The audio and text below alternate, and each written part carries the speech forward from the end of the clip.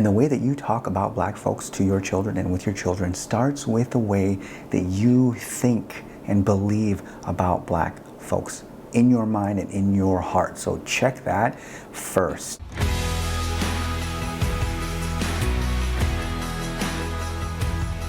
Hey everyone, thank you so much for joining me today for episode 11. My name is Cam from Therapy Redeemed.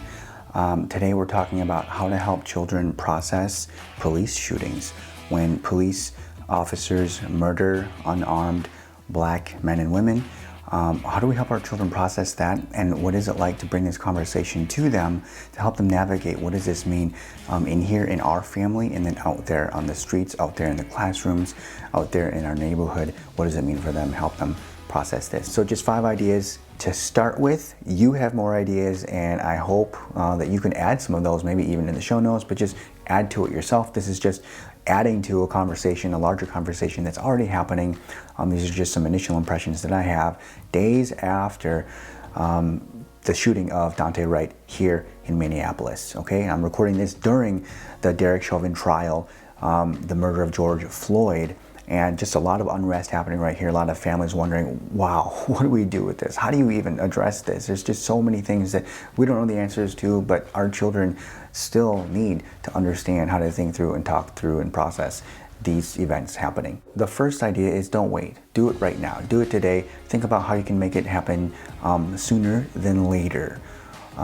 We don't need you to be a perfect parent and say the right thing and show up. I gotta have a script or anything like that. They just need you to show up and have the conversation. Hey, we can handle this here. We can talk about this. Number 2, choose a side, pick a side, take a side, name what is wrong and name what is right. And of course, there's probably multiple truths happening at the same time. You can talk about that as well, but name what's wrong. Call injustice what it is and have those conversations, not just in this particular case where I'm recording today with Daunte Wright, but just in general, just the abuse of power and control in law enforcement, the dehumanization of people of color, the dehumanization of Black men and women, children, all these communities, right? Name what is wrong to your children. Choose a side. They need to know that you stand for what is right. And you personally can kind of take some time to think about what that means for you. Thirdly, be attuned to your child's developmental stage. I'll leave some resources in the show notes for what I'm talking about there, but main idea is whatever age they're at, they might have a particular capacity to think about right and wrong, or morality, or perspective-taking skills, right? So just understanding where they're at in that stage will help give you, as the caregiver, gives you an expectation about how to be in that conversation and how to make that conversation accessible to them and what you can expect for their responses to it. They might not be able to have a face-to-face 30-minute conversation with you about why Black Lives Matter, right? And they might be able to understand maybe through play or toys. In conversations beyond just talking face-to-face, there are a lot of different ways that you can help children. You can give children a platform to work these ideas out. Meet them where they're at developmentally so that you can bring this conversation to them as they think about, why would someone else hurt another person in this way? Or why is it wrong to hurt another person in this way?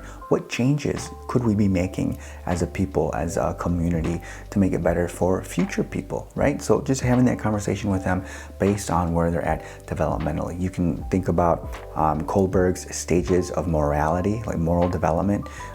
There's some criticism to that, but just the idea of where are they at in terms of right or wrong. Use toys, use books, art, props, anything that can kind of invite a sense of symbolism into the conversation, where they can sort of like map on these big ideas that we're talking about onto these props, and then maybe imagine, hey, what is this person thinking, and what is this person thinking and feeling, and what might be their relationship, and what were different ways that we could have resolved a conflict together, and why might this have hurt this person, or why was this person afraid, and just kind of thinking through that. Using props, making this conversation accessible to them. You'll have to explore, find what works for your child. Again, where are they developmentally? But use these props in order to make this conversation available to them. Number 4, if you pray through Psalms. Pick a psalm and kind of look through scripture and find, these sort of models to cry out, okay? Like, God, where are you? My tears have been my food day and night. I feel like I'm going down to a pit right now. This is exhausting. God, I'm waking up to news every day almost of someone being murdered unjustly. This is just painful beyond words. I don't have the words for it, right?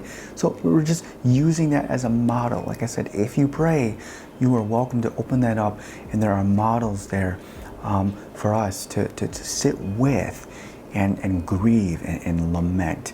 And you can be inviting your children into that process as well, that intimate, very personal, raw, authentic process. If you pray, and even if you don't pray, I would suggest maybe try praying.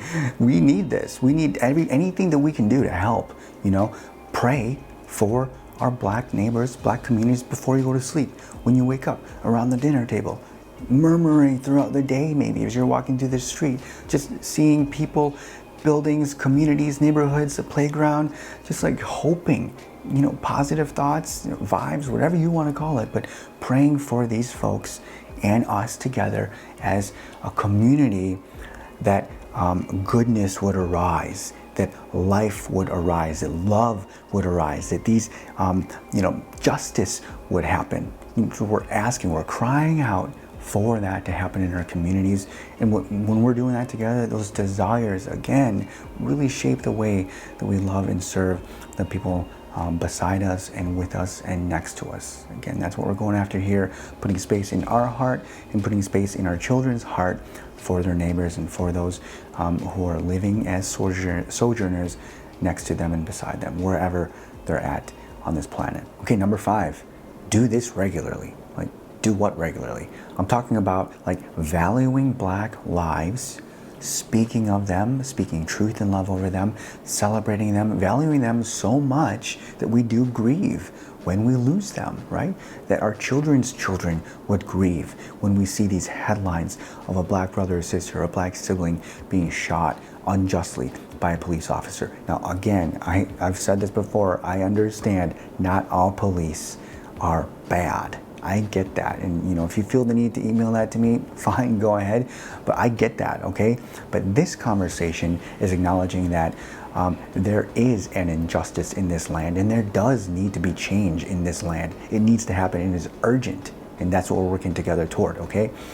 Doing this regularly, creating space within their mind and their souls to be thinking about those communities as their own flesh, thinking about them, their interests, their pains, their joys, their celebrations, their accomplishments, okay?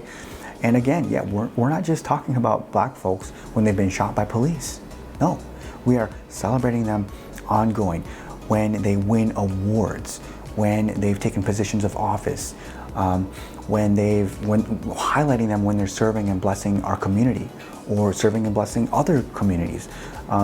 We're celebrating them when they've written books, when they have authored articles, or they've conducted research, or they've released a song, a film, a podcast, a Kickstarter, a Patreon, any digital good or any digital work that they've done that they've poured their heart, their blood, their sweat into. We're celebrating that, we're supporting that, we're buying those, okay? This is just part of our family culture here. We're united side by side, walking with them and near them, daily in the mundane, and graciously in struggles and mistakes. But these are things that our family, we're taking a stand that this is included in the fabric of who we are, where we live in this neighborhood, and the discussions that we have, and the people that we have a heart for. That's a conviction in our heart.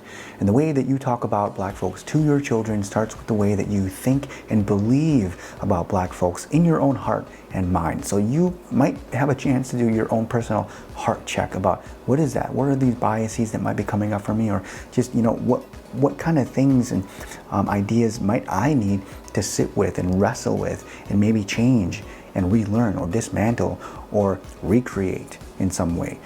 Doing that personal heart work is so important as we're helping our children do theirs. So these are just discussion starters, right? I hope that you can add to this. I want you to add to this. You don't have to leave a comment below, or you can if you want, but again, with your skills and creativity and the convictions in your heart, you can add to this, what's going to be helpful for us in our family to help our children process this. And then, what works, what doesn't work, share that out, okay? It is normal and safe and appropriate for us to be bouncing ideas off of one another. Hey, what works for your family? How does your child respond to that? What do they say? What do they think? Wow, maybe I can try that too, okay? So today is a discussion starter. I'm adding to a conversation that's already been happening. Very important for us together as a community as we're looking for many lives to be saved here and now and there and then. Thank you so much for joining me for today's office hour with your therapist. Please do email me or send me a note, any suggestions or ideas that you have if you have questions about today. Otherwise, check out the website for more thoughts and ideas just regarding adoption reform, racial justice. I always love hearing from you. So with that being said, again, thank you so much for being here, and I will see you next time. Bye-bye.